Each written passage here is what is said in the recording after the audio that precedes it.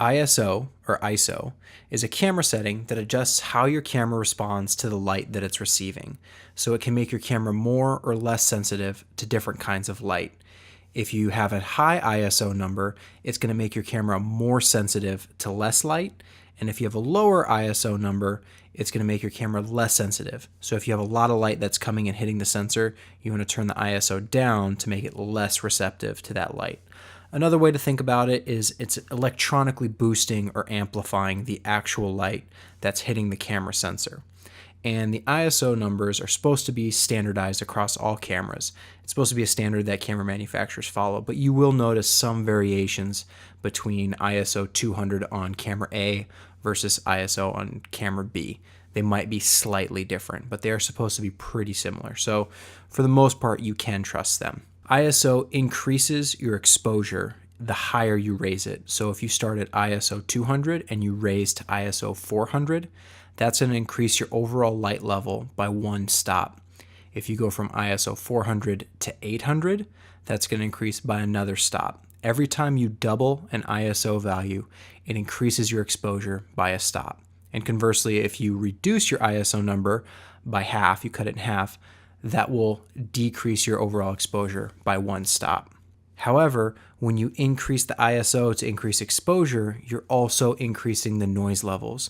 So you'll notice with higher ISO values, you'll get grainier or noisier pictures that you can clean up in post-production, but it is something to be aware of.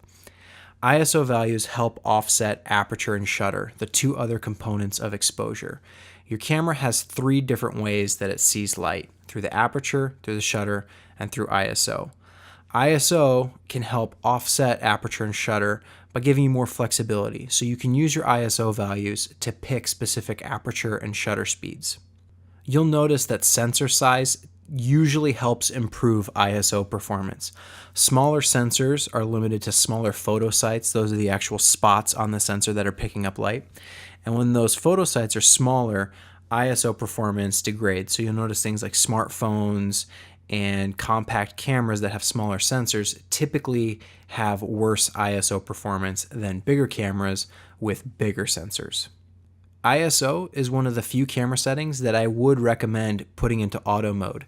Cameras nowadays usually do a pretty good job of sensing the overall light level, and ISO is one of those things that, because you can remove the noise in post-production, if you have an image that's a little bit noisy, it's not the end of the world. It's not a major problem. Now, I would recommend shooting in manual ISO, but if you're just, going around taking snaps of your family, friends, just candid shots, it's not a bad setting to have on auto and makes your job a little bit easier.